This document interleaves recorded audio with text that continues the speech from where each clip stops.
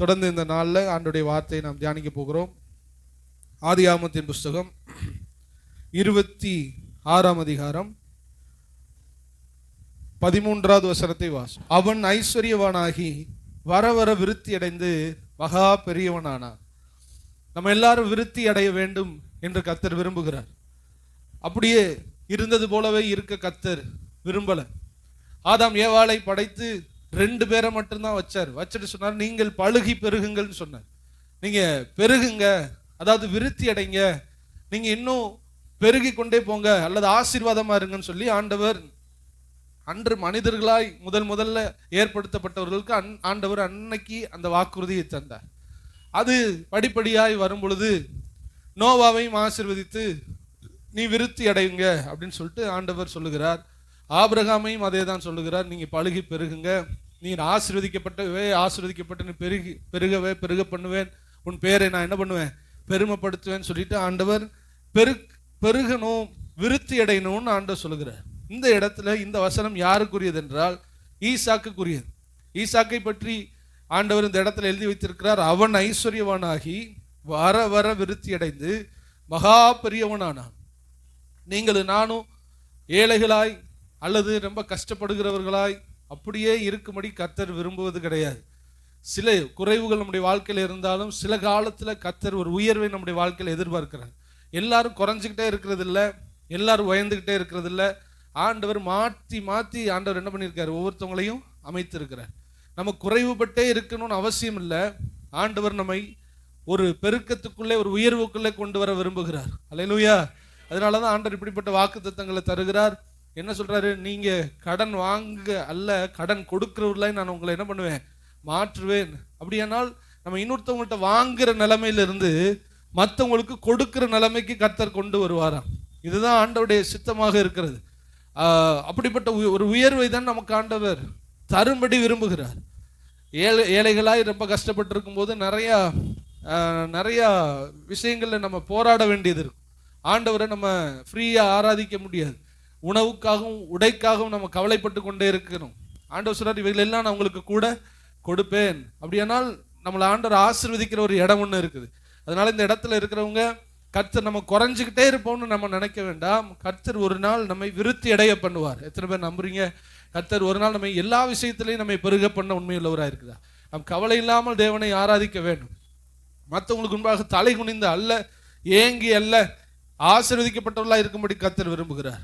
அவன் ஐஸ்வர்யவானாகி வர வர விருத்தி அடைந்தான். அந்த வேர்டை நீங்க பார்க்கணும், வர வர விருத்தி அடைந்தான். ஸ்டெப் பை ஸ்டெப்பா கர்த்தர் அவனை என்ன பண்ணிக்கிட்டே இருந்தார், உயர்த்தி கொண்டே இருந்தார். ஆண்டவருடைய ஸ்டைலே அதுதான். எடுத்த உடனே துரிதமாய் கிடைத்த ஆசீர்வாதம் என்னைக்கு நிலைச்சு இருக்காது. உடனே ஒரு ஆசீர்வாதம் கிடைக்குதுன்னா அது நிலையான ஆசீர்வாதம் இல்லை. யோனாவுடைய காலத்தில் ஒரு இடத்துல சோர்ந்து படுக்கிறான். ஒரு ராத்திரியில ஒரு ஆமணக்கு செடி வருகிறது. அது ஒரே ராத்திரியில அது பூச்சி பிடிச்சு போயிருச்சு. அப்போ ஒரு ராத்திரியிலே முளைக்கிறது, ஒரு ராத்திரியிலே அழிந்து போகும். துரிதமாய் ஒருவனுக்கு ஆசீர்வாதம் வந்த ஸ்பீடிலே அது என்ன ஆயிரும், நம்மளை விட்டு போயிடும். ஆண்டவருடைய வாணி என்ன, ஆண்டவருடைய வழி என்ன, வர வர வர விருத்தி அடைந்தார். 1 ஸ்டெப், 2 ஸ்டெப், 3 ஸ்டெப். தாவீது காட்டுக்குள்ள இருக்கும்போது ஒரு அபிஷேகம் அவனுக்கு கிடைச்சிச்சு. சாமுவேல் இருந்து அவனை அபிஷேகம் பண்ணுகிறார். 2வது யூத ஜனங்களுக்கு மட்டும் அவருக்கு அபிஷேகம் கிடைக்கிறது. அடுத்து முழு இஸ்ரவேலுக்கும் அபிஷேகம் பண்ணுகிறார். வர வர வர விருத்தியாகிறார். நம்முடைய உண்மையின் அடிப்படையில், நாம் ஆண்டவருக்காக வாழ்கிறது அடிப்படையில் கர்த்தர் ஸ்டெப் பை ஸ்டெப்பாக தான் நம்மளை உயர்த்த முடியும். ஆமென். ஆண்டவர் இடத்துல இப்படிப்பட்ட ஒரு ஆசீர்வாதத்தை நீங்க பாருங்க.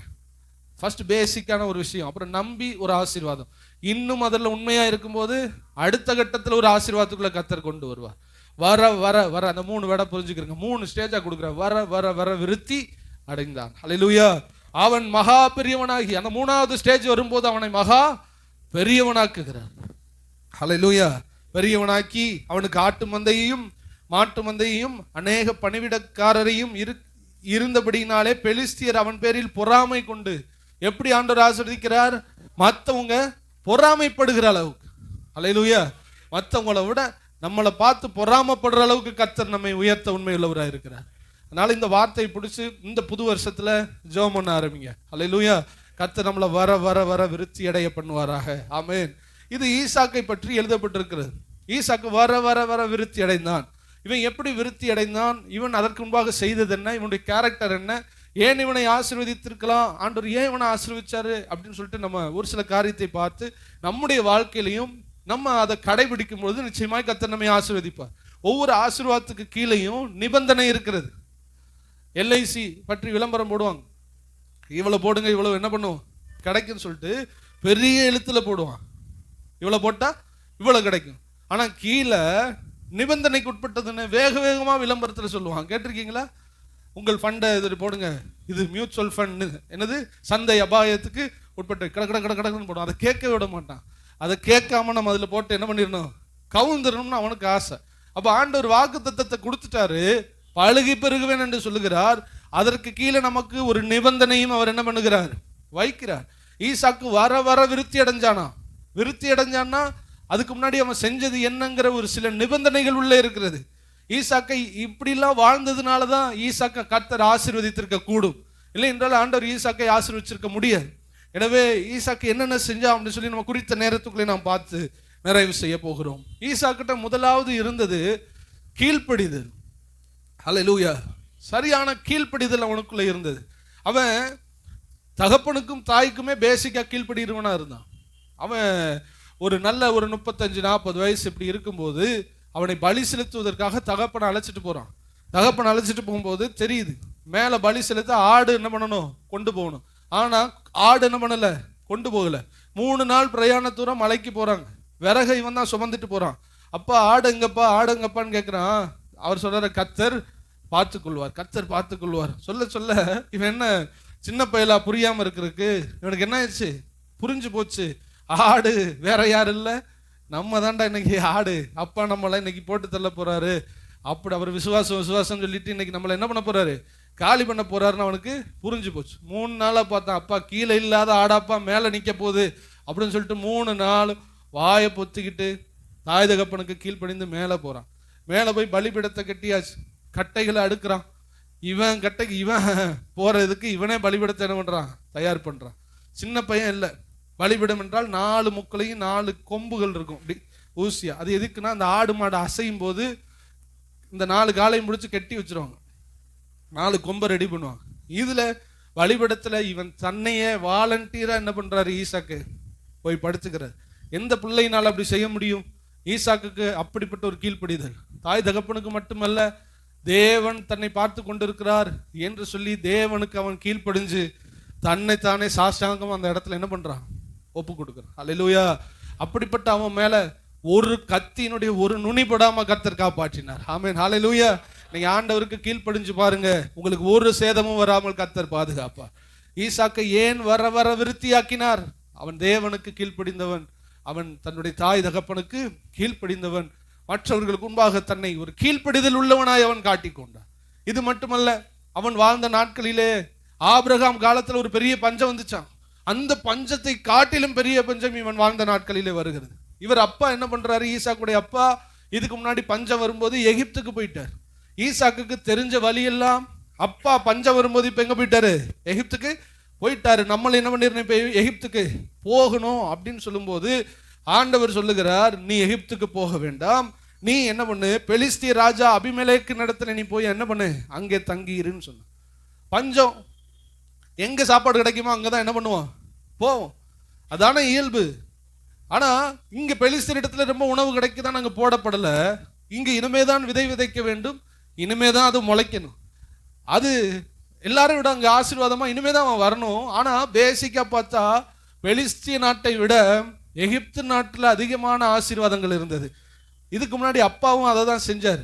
ஆனா இப்ப டிசிஷன் எடுக்கக்கூடிய ஒரு முடிவு எடுக்கக்கூடிய வேலையில ஈசாக்கு இருக்கிறான். என்ன இருக்கிறா, பஞ்சம் வந்துருச்சு, இப்ப நான் அங்க போறதா இங்க இருக்கிறதா, எது எனக்கு சாதகமான வழி, எனக்கு உள்ள அவசர நிலையில நான் என்ன முடிவு எடுக்கிறது, என் பஞ்சத்துக்கு நான் எகிப்துக்கு போறதா நல்லது.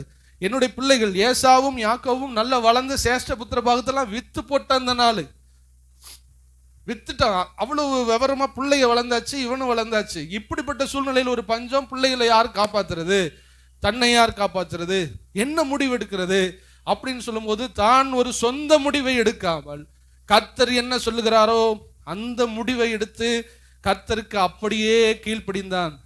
அவன் தான் ஈசாக்கு. அந்த ஈசாக்கை தான் தேவன் வர வர விருத்தி அடைந்தார். இன்னைக்கு இந்த வார்த்தை கேட்குற நம்ம கொஞ்சம் யோசிச்சு பார்ப்போம். ஆண்டவருக்கு கீழ்ப்படுகிறோமா? ஆண்டவருக்கு பயப்படுறோமா? ஆண்டவருக்கு பிரியமான ஒரு வாழ்க்கை வாழ்றோமா? வாழும்படி நம்மளை ஒப்பு கொடுத்து ஒவ்வொரு விஷயத்திலையும் நம்ம கீழ்ப்படிய வேண்டும். அல்லேலூயா. நமக்கு லாபமா இருக்கிறதுக்காக ஒரு விஷயத்தை செய்யக்கூடாது. தேவனுக்கு அது பிடிக்குமாங்கிறத பார்த்து நம்ம என்ன பண்ணணும்? செய்யணும். ஆண்டவருக்கு விருப்பமா அப்படிங்கிற கொஸ்டினை நீங்க வைக்கணும். யாக்கோபு தன்னுடைய மாமன் லாபான்ட்ட தோத்து போகும்போது, ஏமாத்தப்படும் போது அவன் ஒரு ஆணையிடுவான். ஈசாக்கின் பயபக்திக்குரியவர் மேலே அவன் ஆணையிட்டான். அவங்க அப்பாவுக்கு அவன் ஒரு பேர் வச்சான், யாக்கோபு புள்ள ஈசாக்கின் பயபக்திக்குரியவர். அப்ப ஈசாக்கு பயபக்தியோட இருந்தான், கீழ்ப்படிஞ்சான். பயபக்தியினுடைய அடையாளம் என்ன? கீழ்ப்படிதல். ஆண்டவருக்கு பிரியமான காரியத்தை பார்த்து பார்த்து செய்யணும். வர வர வர வர அப்பதான் விருத்தி அடைய முடியும்.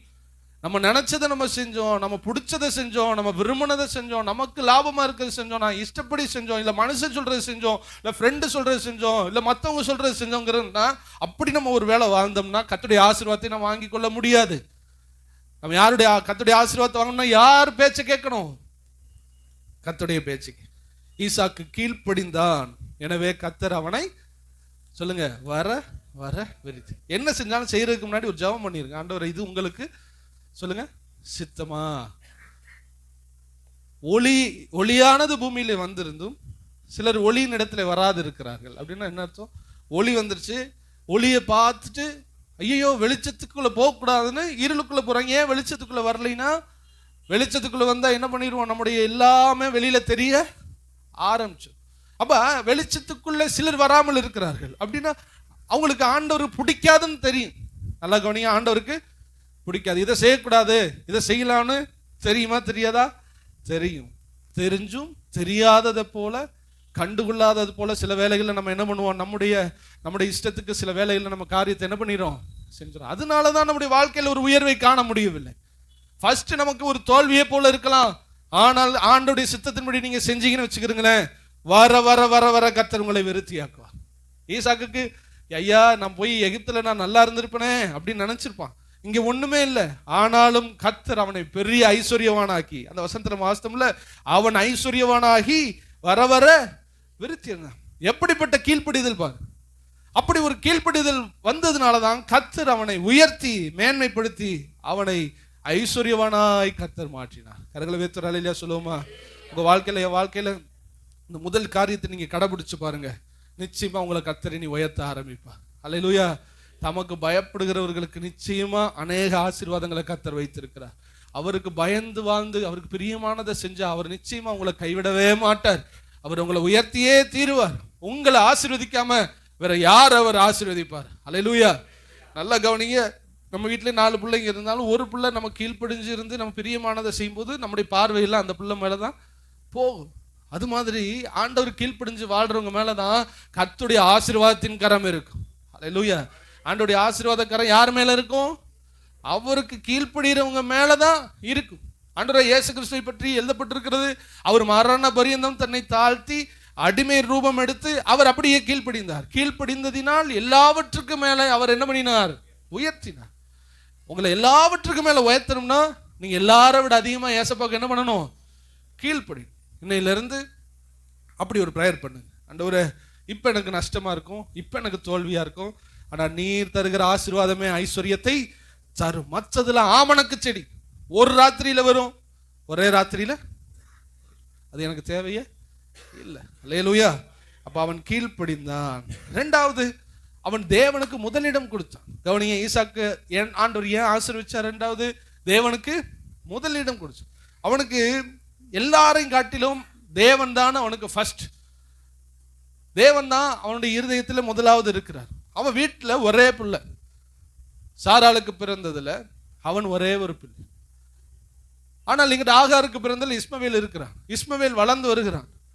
இங்கிட்டு ஈசாக்கு வளர்ந்து 2 பேருக்கும் ஒரு 10 இருந்து 14 வயசுக்குள்ள டிஃப்ரெண்ட் இருக்கும்.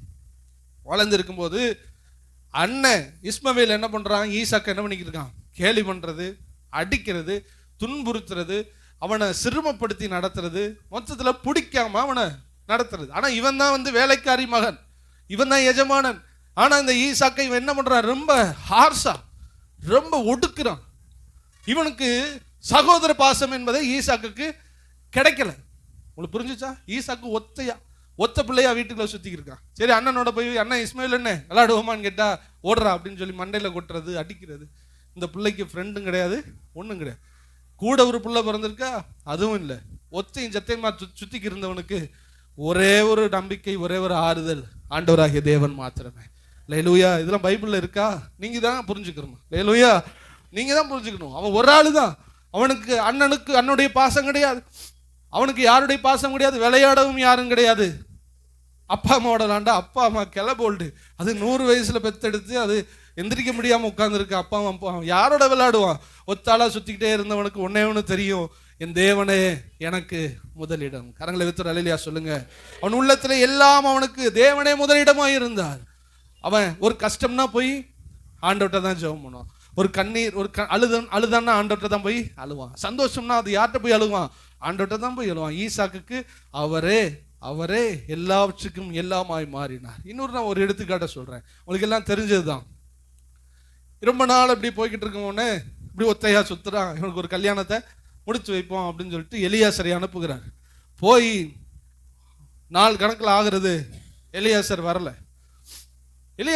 பொண்ணு பார்க்க போயிரு. நம்மளா இருந்தா பொண்ணை இன்னும் காணோம்னு வாசல்லையே காத்திருந்து காலங்கள் போகுதுன்னு வாசல்லே காத்திருப்போம். இந்த ஈசாக்கு என்ன பண்றான்? சாயந்தரமாகிற வேலையில, சாயந்தரமாகும் போது வெளியிலே போய் தியானம் பண்ணி கொண்டிருந்தான். ஆதியாகமம் 24:63 எப்படி தேவனுக்கு முதலிடம் கொடுத்தான் அப்படின்னு பாருங்களேன். அது 24:63.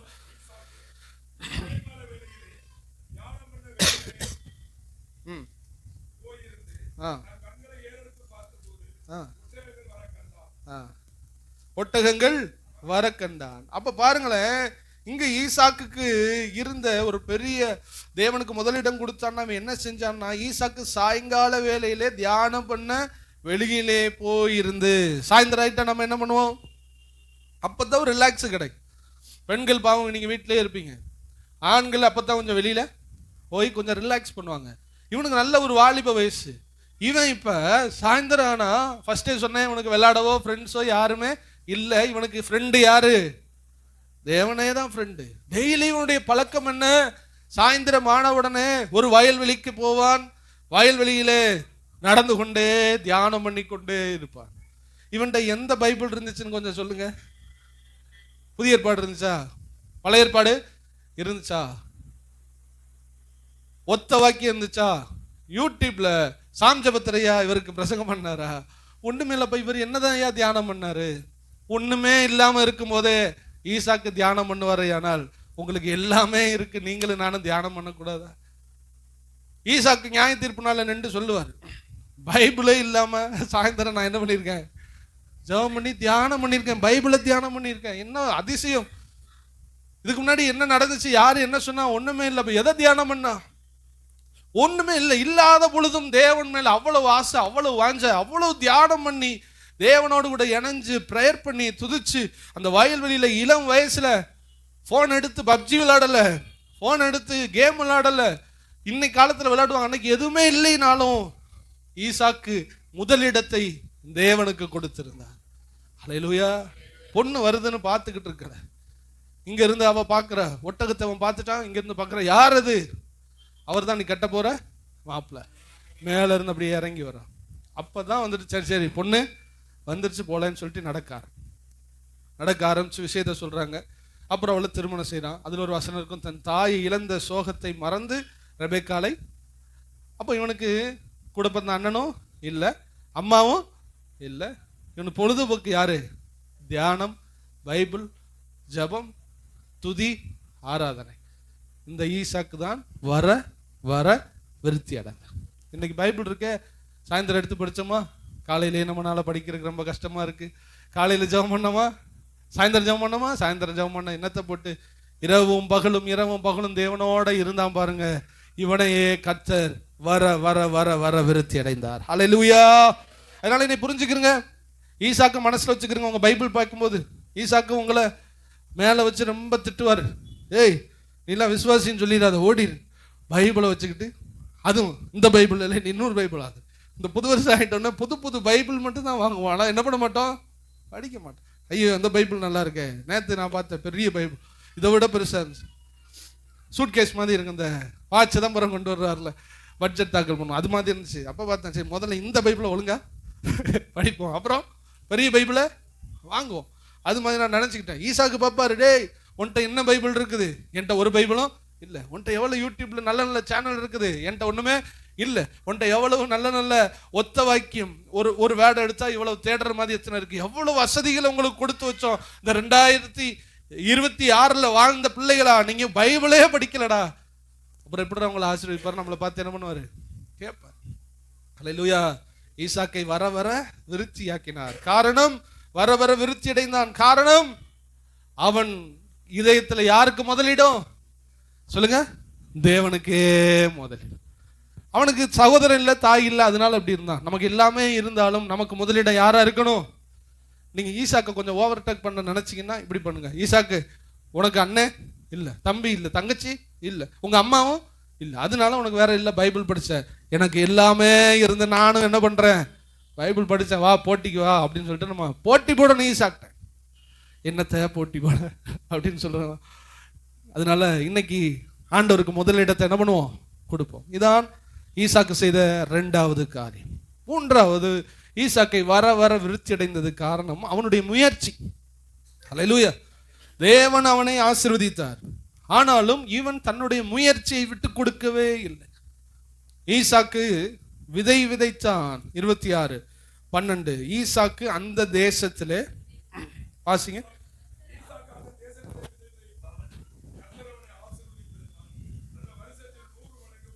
ஈசாக்கு அந்த தேசம், இந்த வேடை போடணும்னு அவசியம் இல்லை. ஈசாக்கை கர்த்தர் 100% பெருகும்படி ஆசீர்வதிச்சான்னு சொல்லிடலாம். நம்ம ஆளுக்கு இதை பிடிச்சிட்டு ஆசீர்வதிச்சாருங்கிறது மட்டும் எடுத்துருவோம், விதை விதைச்சது என்ன பண்ணிடுவோம்? விட்டே போயிடும். அதனாலதான் ஆண்டவர் சொன்னாரு, எங்க எழுதினவங்களை பார்த்து சொல்றாரு, மோசையை பார்த்து சொல்றாரு, மோசே இந்த விதை விதைச்சாங்கிறத என்ன பண்ணு சேர்த்துக்க, இல்லைன்னா நம்ம பிள்ளைங்க எல்லாம் பின்னாடி வருவாங்க, ஆசீர்வதிச்சாருங்கிற மட்டும் பிடிப்பாங்க, விதைச்சதை என்ன பண்ணிடுவாங்க? விட்டுருவாங்க. அதோட அவர் எழுதுறாரு, என்ன எழுதுறாரு? அந்த தேசத்திலே விதைத்தான், கர்த்தர் அவனை ஆசீர்வதித்ததினால். விதைச்சதினால மட்டும் அவனுக்கு ஆசீர்வாதம் வரல, கர்த்தர் அவனை ஆசீர்வதித்ததினால் அந்த வருஷத்திலே 100 மடங்கு பலனடைந்தான். உங்களுடைய உழைப்பை ஆண்டவர் சமூகத்தில் வைங்க. அல்லேலூயா.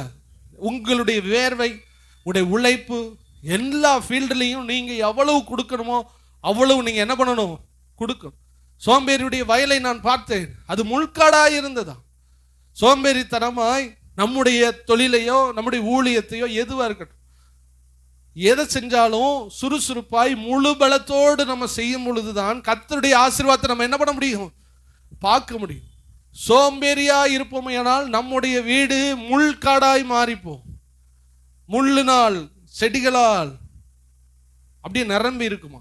எதை செஞ்சாலும் சரி, துடிப்போட கூட நமக்கு என்ன பொறுப்பை கர்த்தர் கொடுத்தாரோ அதுல என்ன பண்ணணும்? ரொம்ப ஃபோர்ஸ், அதிக பிரயாசத்தை கொடுத்து, அதிக எனர்ஜியை கொடுத்து நம்ம செய்யும் போது கர்த்தர் நிச்சயமாய் அவனை ஆசீர்வதிக்க உண்மையுள்ளவராக இருக்கிறார். அல்லேலூயா. ஒரு பெரிய ஒரு வெற்றி அடைஞ்ச ஒரு ஆள் பேசினார், ரசிக்கப்படாதவர்கள். அவர் சொல்றார், எந்த ஒரு துறையா இருந்தாலும் எவன் முயற்சி செய்கிறானோ அவன் நிச்சயமாய் முன்னேறி வருவான். அல்லேலூயா.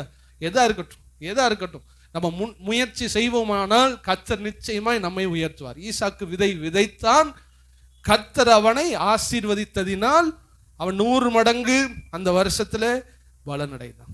அவனுடைய விடாமுயற்சியை உங்களிடத்துல நான் சொல்ல விரும்புகிறேன். முயற்சின்னு சாதாரணமா சொல்றதை விட அது ஒரு விடாமுயற்சி. 15வது வசனத்துல விதைக்கிறதுக்கு தண்ணி தேவை. இப்பொழுது ஆபிரகாம் அவனுடைய அப்பா அந்த நாட்களில் கிணறு வெட்டி போட்டிருந்தான். அதை பிடிக்காம அந்த தேசத்து மக்கள் மண்ணள்ளி போட்டுட்டாங்க. மண்ணை நீ சொல்றாங்களே, என் பொழப்புல மண்ணள்ளி போட்டுட்ட. தண்ணி தான் முக்கியம். அன்னைக்கு அந்த தண்ணியை என்ன பண்ணிட்டான்? தூத்து மண்ணள்ளி போட்டுட்டான். ஈசாக்கு வருகிறான். ஈசாக்குடைய விடாமுயற்சி பாருங்க. மண்ணு மூடி போச்சு, இடத்த காலி பண்ணுவோன்னு போகல. எந்த மண்ணு மூடி கிணறு மூடப்பட்டிருக்கிறதோ அந்த கிணறு அவன் என்ன பண்ண ஆரம்பிச்சான்? சொல்லுங்க. ஈசாக்குடைய விடாமுயற்சி பாருங்க. தோண்ட ஆரம்பிச்சான். தண்ணி இப்பொழுது தேவை. அவனுடைய உழைப்பு, ஹார்ட் ஒர்க். நம்ம பிள்ளைங்கள்ட்ட, நம்மள்ட்ட ஊழியம் செய்யறவங்கள்ட்ட சொல்லிட்டு எல்லாத்தையும் நீங்க நல்ல ஒரு ஃபார்முலா வச்சுக்கிறீங்க. ஹார்ட் ஒர்க் பண்ணாம நமக்கு ஒண்ணுமே கிடைக்காது. அந்த ஹார்ட் ஒர்க் கர்த்தர் விரும்புகிற பாதையில இருக்க வேண்டும். அந்த முயற்சி தேவன் விரும்புகிற பாதையில் இருக்குமானால் தேவன் நிச்சயமாய் பலன் தருவார். உலகத்தானே முயற்சி செஞ்சவன் முன்னேறானா, நம்ம முயற்சி செஞ்சா கர்த்தர் நிச்சயமாய் நம்மை முன்னேற பண்ணுவார். எத்தனை பேர் நம்புறீங்க? நிச்சயமா கர்த்தர் நமக்கு துணை நிற்பார். எல்லாரும் விதைச்சான், ஈசாக்கு விதைச்சான். ஆனா கர்த்தருடைய ஆசீர்வாதம் ஈசாக்கு மேல இருந்துச்சு. ஈசாக்கு ஒருவேளை விதைக்காம இருந்திருந்தா ஆண்டவர் சொல்லியிருப்பாரு, டேய் அவன் எல்லாம் விதைச்சிட்டான், நீ என்ன பண்ணு, விதைச்சு உன் உழைப்ப போடு, அப்பத்தான் நான் உன்னை என்ன பண்ண முடியும், ஆசீர்வதிக்க முடியும். அப்ப மண்ணை போட்டு கிணறு மூடிட்டான். கிணறு தான் இப்ப தண்ணி வேணும். போய் என்ன பண்றான், கிணத்தை தோன்றான். 18வது வசனத்துல, தன் தகப்பனாகி ஆபிரகாமின் நாட்களிலும் ஆபிரகாம் மரித்த பின் பெலிஸ்திய தூத்து போட்டவிலுமான துறவுகளை மறுபடியும் தோண்டி தன் தகப்பன் அவைகளுக்கு இட்டிருந்த பெயர்களின்படியே அவைகளுக்கு திருப்பி தோண்ட ஆரம்பிச்சு மறுபடி பெயரை வைக்கிறான். பெயரை வச்ச உடனே ஈசாக்குடைய வேலைக்காரர் அங்கு என்ன பண்றாங்க, நீரூற்றை சுரக்கிறதை கண்டார்கள். அப்பொழுது அங்கு உள்ளவர்கள் எல்லாரும் வாக்குவாதம் பண்ணி அந்த இடத்தை விட்டு வெளியில போன்னு சொல்றாங்க. சொன்ன உடனே அந்த பேருக்கு, அந்த ஊருக்கு என்ன பண்றான், அந்த இடத்துக்கு ஏசேக்குன்னு பேர் வச்சான். முதல் மூடி போட்டதை தோன்றான். தோண்ட உடனே எதிர்ப்பு வருகிறது. ஐயோ இது தேவசித்தமே, கிணறு தோன்றது தேவசித்தம் இல்லைன்னு அவன் சொல்லல, கிணறு நம்ம தோண்டியாகணும்னு சொல்லிட்டு அவனுடைய முயற்சியை காண்பித்தான். தோன்றான், மூடுறான், அவன் விரட்டி விடுறான். அதுக்கு ஏசேக்குன்னு பேர் வைக்கிறான். வேறொரு துறவை 21வது வசனத்துல வேறொரு துறவை அவதை குறித்தும் வாக்குவாதம் பண்ணினார்கள். பாருங்க, அதையும் தோன்றான், அதையும் என்ன பண்ணிட்டாங்க, மூடிட்டான். இப்பொழுது இன்னொரு துறவை தோண்டுகிறான். விடாமுயற்சியை பாருங்க. மூன்றாவது அடுத்து இன்னொரு துறவை தோண்டுகிறான். அப்பொழுது அவர்கள் வாக்குவாதம் பண்ணவில்லை. இப்பொழுதுதான் அதற்கு என்ன பேர் வைக்கிறான், ரெகபோத். ரெகபோத் ஈஸியா கிடைச்சிடாது. நல்லா புரிஞ்சுக்கிற ரெகபோத் உங்களுக்கு புரியுதா? துன்மார்க்கன் கூட ஒரு ஷாட்ல, அதாவது ஒரு ஷூட்ல எய்ம் அடிச்சிருவான். நீங்க என்ன அடிக்க முடியாது. அவனுக்கு எதிரி இல்லை. உங்களுக்கு நிறைய எதிரி சொல்லுங்க இருக்கு. அவனோட நீங்க தான் ரொம்ப முயற்சி பண்ணணும். ஹல்லேலூயா. நீங்க ரட்சிக்கப்படாம இருந்து ஒன்றை செஞ்சா கூட கொஞ்ச நாள் அப்படியே சக்சஸ் பண்ண வாய்ப்பு. ரட்சிக்கப்பட்டு நீங்க ஒன்றை செய்யும் போது உங்களுக்கு எதிரி யாரா மாறுவான்னா, பிசாசு எதிரியா உங்களை முன்னேற விடாம மன உளைச்சலை கொண்டு வந்து உங்களை சோர்வடைய பண்றதுக்கு அவன் முன்னாடி வந்து நிற்பான். இல்லைன்னா இந்த வசனம் உங்களுக்கு வரவே செய்யாது. தடைகளை நீக்கி போடுகிறவர் உங்களுக்கு முன்பாக. தடை கற்களை யார் போடுறா? விசுவாசிக்கு முன்னாடி தான் போடுறான் பிசாஸ். அப்ப மற்றவங்களை விட இப்ப யார் ரொம்ப முயற்சி செய்யணும் சொல்லுங்க? விசுவாசிகள் தான் முயற்சி செய்ய வேண்டும். ஆனா தடை மாறினதுக்கு அப்புறம் ரெகபோத் உங்களுக்கு தான். ஆமென், ஹல்லேலூயா. ஃபர்ஸ்ட் கொஞ்சம் கஷ்டமா இருக்கலாம். நீங்க உங்களை முன்னேற விட மாட்டான். ஏன்னா நீங்க சோர்வடைஞ்சிடணும். சோர்வடைஞ்சு தேவனை என்ன பண்ணக்கூடாது, தேடக்கூடாது. மற்றவன்லாம் வேலைக்கு போவான், ஆனா நம்ம மட்டும் என்ன பண்ண முடியாது, வேலைக்கு போக முடியாது. இது நான் நடக்கிறத நான் சொல்றேன். ஒரு ஃப்ரெண்டு ஒருத்தவன் பெங்களூர்ல இருக்கான். அவன் சொல்றான், ஒண்ணுமே படிக்க தெரியாதவன், என்னை விட வேலையில கம்மியா இருக்கிறவன், அவன் வேறொரு மதத்துல வைராக்கியமா இருக்கவன், அவன்லாம் ஃபாரின் போயிட்டான். நான் ஃபாரின் போக வேண்டியது, என்னுடைய வேக்கன்சி, நான் போக வேண்டியது, நான் என்ன பண்ண முடியல, போக முடியல. ஏன் இப்படி நடக்குது ஐயா? அது நமக்கு மட்டும்தான் இப்படி நடக்கும். ஏன்னா அவன் வந்துட்டு சம்பாதிப்பா, எல்லாம் பண்ணுவான், நேர பாதாளத்துக்குள்ள இறங்கிடுவான். நமக்கு பிசாசு தடக்கல்ல வச்சு இந்த ஒரு வேர்டு சொன்னார்ல, ஏன் எனக்கு மட்டும், இந்த வார்த்தைக்காகவே அவன் எவ்வளவு கல் வேணாலும் முன்னாடி நமக்கு வைப்பான். அதனால நம்ம என்ன பண்ணணும், கல்லை வைக்க மண்ணை மூட தூர்த்து போடணும். அடுத்த ஸ்டெப், மண்ணை போடுவான், தூர்த்து போடும், அதை திருப்பி தோண்டணும், திருப்பி தூர்த்து போடுவான், மூடி போடுவான், திரும்ப தோண்டணும். உங்களுடைய முயற்சியை கர்த்தர் பார்த்து கொண்டே இருப்பார். ஒரு நாள் ரெகபோத்தை கர்த்தர் உங்கள் கரங்களிலே தருவார். அப்ப ஒருவரும் உங்களுக்கு முன்னாக வாக்குவாதம் பண்ண முடியாது, ஒருவனும் உங்களை எதிர்த்து நிற்க முடியாது. கர்த்தரே உங்கள் குடும்பத்துக்கு காவலாய் மாறுவார். அதனால ஈசாக்குடைய காரியம் முயற்சித்தா. இந்த 3 விஷயம் திருப்பி நான் ரீகேப் பண்றேன். ஃபர்ஸ்ட், அவன் கீழ்ப்படிந்தான், பயபக்தியா இருந்தான். 2வது, தேவனுக்கே முதலிடம் கொடுத்தான். 3வது, முயற்சித்தான். ஈசாக்கை தேவன் வர வர வர வருத்தியாக்கினார். நம்ம எல்லாரும் அப்படி எழுந்திருப்போமா? உங்களை என்னை இந்த ஆண்டுல இது 2வது செய்தியாக நமக்கு வந்திருக்கிறது. போன வாரத்திலையும் கர்த்தர் நம்மை ஆண்டவர் ஆசீர்வதிப்பார், திருப்தியாக்குவார், விருத்தியாக்குவார், இரட்டத்தனையாய் ஆசீர்வதிப்பார் என்று பார்த்திருக்கிறோம். இந்த நாட்களிலும் கர்த்தர் நமக்கு தருகிற வார்த்தை, நிச்சயமாய் கர்த்தர் உங்களை வர வர விருத்தியாக்குவார். ஹல்லேலூயா. கொஞ்ச நேரம் ஆண்டவரை பார்த்து ஜெபம் பண்ணுங்க.